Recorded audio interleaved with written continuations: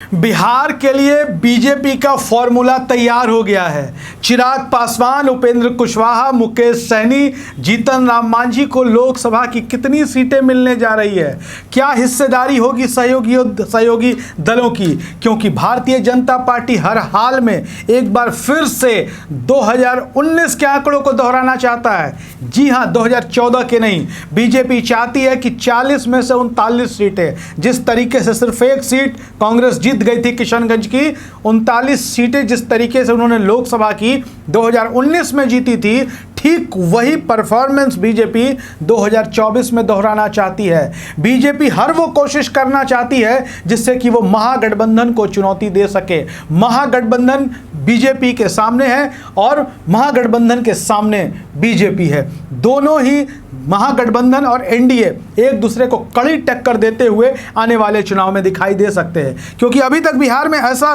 कोई लोकसभा का चुनाव नहीं हुआ है जिसमें ये दोनों दल मिलकर साथ लड़ते हुए दिखाई दिए हों। मतलब आरजेडी और जेडीयू, ये पहली बार है लोकसभा के चुनाव में कि राजद, जदयू, कांग्रेस, लेफ्ट पार्टियां जो हैं आपको एक साथ चुनाव लड़ती हुई नजर आएंगी। पहले 7 दलों की सरकार कही जाती थी, अब 6 दलों की सरकार है। 2015 के विधानसभा चुनाव में भारतीय जनता पार्टी ने जो गलती की थी वो गलती इस बार दोहराने नहीं जा रहे हैं।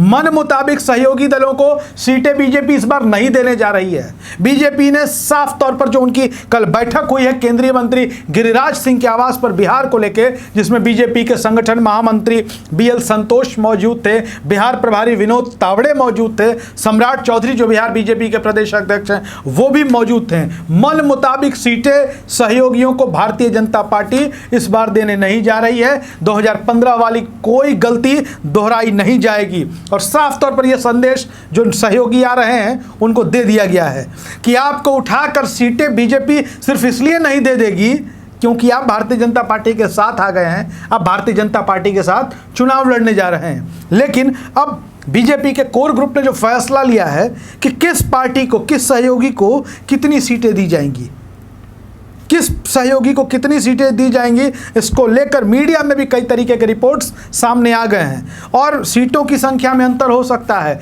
लेकिन एक बात तय है कि बीजेपी अकेले बिहार की 30 लोकसभा सीटों पर चुनाव लड़ेगी। और ऐसा क्यों? क्योंकि बीजेपी 2015 में उपेंद्र कुशवाहा के साथ चुनाव लड़ चुकी है विधानसभा का, चिराग पासवान की पार्टी के साथ लड़ चुकी है, जीतन राम मांझी भी उस दौरान साथ रहे। मन मुताबिक विधानसभा की सीटें ले ली गई, लेकिन नतीजा कुछ भी हासिल नहीं हुआ। बीजेपी ने अपनी लड़ी हुई सीटें बहुत ज़्यादा जीती। बीजेपी ने 50 से ज़्यादा विधानसभा सीटें जीतकर उन्होंने एक मजबूत चुनौती महागठबंधन को पेश किया, लेकिन जो सहयोगी दल थे उनको दी हुई सीटें बेकार हो गई। किसी ने 1, किसी ने 2, किसी ने 3, इस तरीके से सीटें जीतकर वो पहुँचे थे। लेकिन अब बीजेपी लोकसभा चुनाव में यह गलती नहीं करने जा रही है। 30 सीटों पर अकेले बीजेपी चुनाव लड़ेगी और बाकी के जो आंकड़े हैं वो बता रहे हैं कि चूंकि लोक जनशक्ति पार्टी को 6 सीटें दी जाती थी, तो 6 सीटें इस बार भी दी जाएंगी। चिराग को 3, पारस को 3, दोनों में से किसी भी गुट को बीजेपी नाराज नहीं करने जा रही है।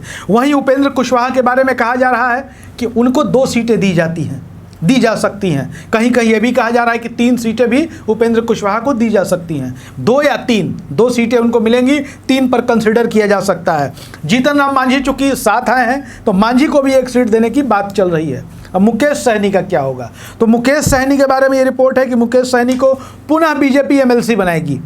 इसके लिए उनको एमएलए या एमएलसी के चुनाव तक रुकना होगा और बदले में उन्हें लोकसभा चुनाव में भारतीय जनता पार्टी की मदद करनी होगी। तो साफ है कि भारतीय जनता पार्टी बहुत ज़्यादा अपने सहयोगियों के लिए बिहार में इस बार लोकसभा की सीटें छोड़ने के मूड में नहीं है, क्योंकि वो कोई ऐसी गलती नहीं दोहराना चाहती जिससे महागठबंधन को बिहार में सफलता मिल जाए, महागठबंधन आगे हो जाए और बीजेपी सहयोगियों के फेर में पीछे हो जाए। और यही वजह है कि 30 लोकसभा सीटें बीजेपी ने अकेले लड़ने का फैसला कर लिया है। आपको क्या लगता है बीजेपी को कितनी सीटें लड़नी चाहिए और जो उनके सहयोगियों की स्थिति है, क्या सहयोगी सीटें निकाल पाएंगे? बीजेपी के पास नरेंद्र मोदी का चेहरा होगा, सहयोगी दलों के पास भी नरेंद्र मोदी का चेहरा और नाम होगा, लेकिन बीजेपी का अपना संगठन और बाकी जो छोटे दल हैं उनके संगठन में बहुत बड़ा फर्क है। बीजेपी अपने संगठन पर काम करती है, बाकी के दल संगठन पर कितना काम करते हैं वो तो आपको नज़र ही आता होगा। केवल बयान देने से पार्टी नहीं चलती, बयान देने से ही सीटें नहीं जीती जा सकती। ये साफ तौर पर बीजेपी भी इस बात को समझ रही है। आपको क्या लगता है, बिहार में लोकसभा चुनाव में बीजेपी को कितनी सीटें मिलेंगी और बाकी सहयोगी दलों को कितनी सीटें मिलेंगी? जरूर लिखिएगा कमेंट बॉक्स में। धन्यवाद।